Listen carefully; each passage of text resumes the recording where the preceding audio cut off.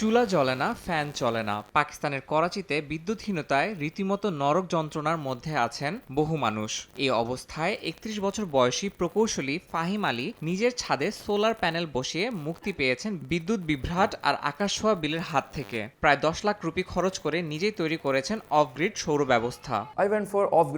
আমি of grid system বেছে নিয়েছি বেশ কিছু কারণে। তার মধ্যে একটি হলো লোডশেডিং। যদি আমি অন গ্রিড সিস্টেমের জন্য যেতাম এবং লোডশেডিং বা বিদ্যুৎ বিভ্রাট হতো, তাহলে আমি সূর্যের আলো এবং সিস্টেমের সুবিধা উপভোগ করতে পারতাম না।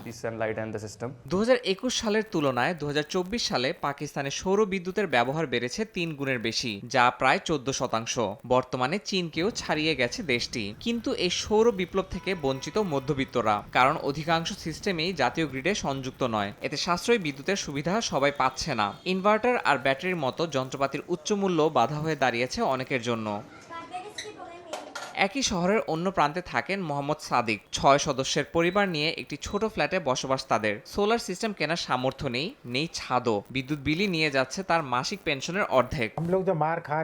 আমরা বিদ্যুতের কারণে ভুগছি। বিদ্যুৎ বিল আমাদের ধ্বংস করে দিয়েছে, আমাদের জীবন শেষ করে দিয়েছে। আমাদের আয়ের অর্ধেক বিদ্যুৎ বিল দিতেই চলে যাচ্ছে। এটাই আমাদের সবচেয়ে বড় দুশ্চিন্তা। আমরা কি রুটি খাবো নাকি বিদ্যুৎ বিল দেবো। উন্নত প্রযুক্তি ব্যবহার করে গরুর খামার ঠান্ডা রাখছে কর্পোরেটরা, কিন্তু নগরীর সাধারণ বাসিন্দারা বিদ্যুৎ না পেয়ে কষ্টে দিন কাটাচ্ছেন। দেশে বিদ্যুৎ মন্ত্রী বলছেন ট্যারিফ কমেছে, কিন্তু বাস্তবতা ভিন্ন। সৌরশক্তি হয়ে উঠেছে নতুন শ্রেণী বৈষম্যের প্রতীক। ইয়াসিন মোহাম্মদ জিসান, সময় সংবাদ।